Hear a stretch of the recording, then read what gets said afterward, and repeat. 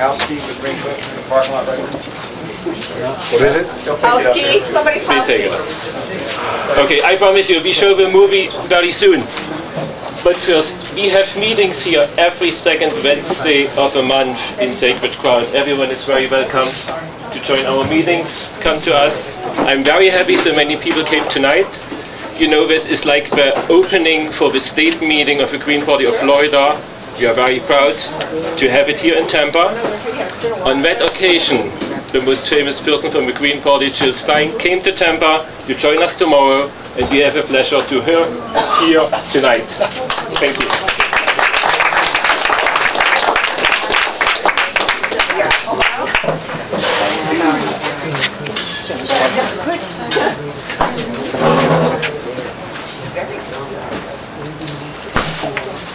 Thanks, I'll just take a minute, but thank you all so much for being here. Thank you, Betty Jo, for that wonderful sharing.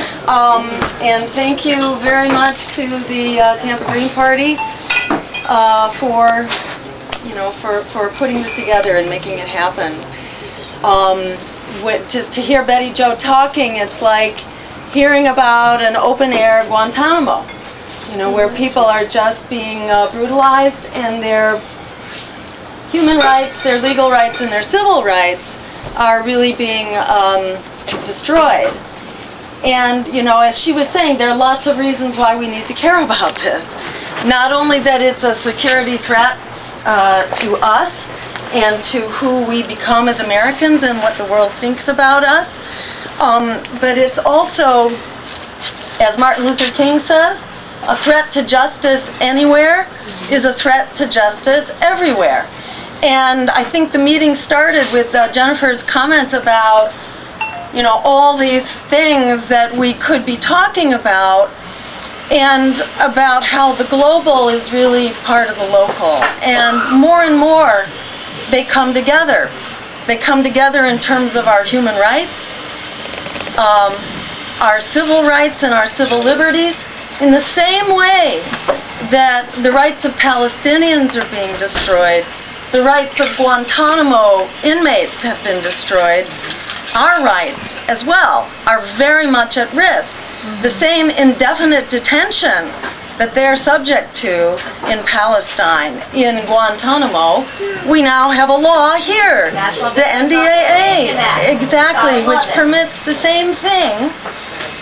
We have this authorization for the use of military force. I don't know if people are listening to the discussion, but the Obama administration is basically continuing the eternal, endless, and boundless war on terror that can occur anywhere, anytime, and claiming that this authorization for the use of military force gives us the right to basically go to war anywhere, anytime. The enemy is everywhere, including on our own soil.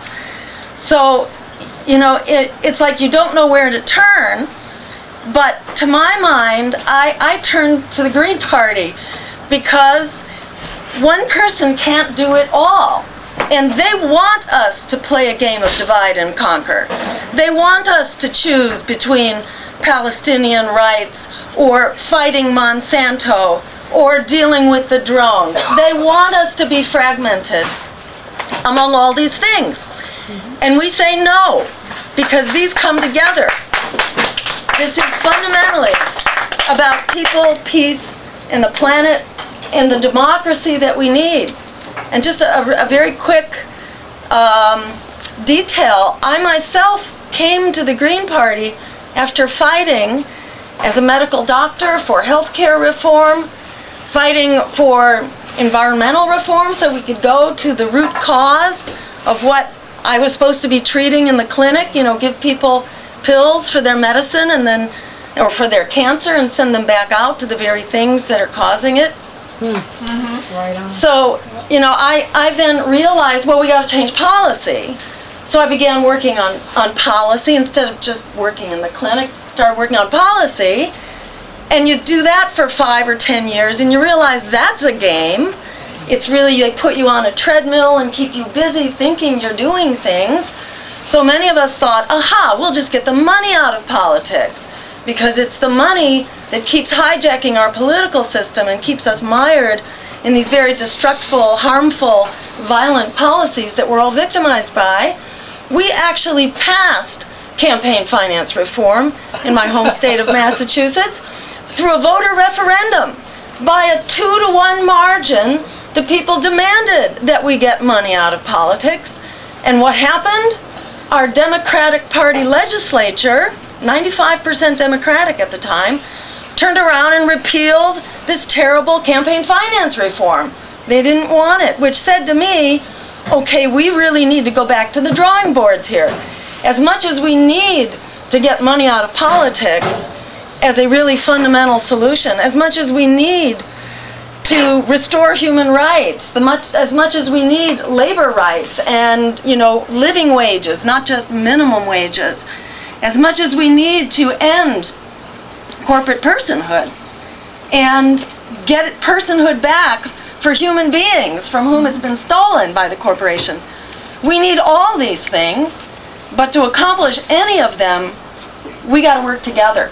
We actually have the critical mass to make it happen, and we actually have the solutions that can make it happen, and for the most part, we have public support to bring the troops home, to downsize the military, to label GMOs, and fundamentally get our food system back to a stable footing, to end the threats to our climate, which are absolutely devastating, to create jobs right now, not just bail out Wall Street. We should be bailing out our students and putting an end to student debt. And the great thing is that we not only have a very feasible blueprint for doing all these things, we actually have majority public support, which in some cases, like to be labeling GMOs, which is such an incredible no-brainer, it's 91% support. That's what the American public thinks about labeling our GMOs, and still we can't even get that. So the name of the game is we've got a rotten political system. It's time to stop saying that we don't have political will. We have plenty of political will. What we don't have is a representative democracy. So we need to throw the bums out, because at the end of the day, all of these problems are political. Because you can get down on your knees and beg and reason with people till the cows come home, and they're still not going to fix it. It's fundamentally about power. But the big secret is we have the power. We actually have the power. To quote Alice Walker, the biggest way people give up power is by not knowing we have it to start with. We do have it, and people are waking up to that fact. The Green Party is the one vehicle that's out there that has not been compromised by corporate funding. So we want to overcome that game of divide and conquer. To do that, it takes quite a bit of work to get organized when you don't have a lot of money that you can just throw into it.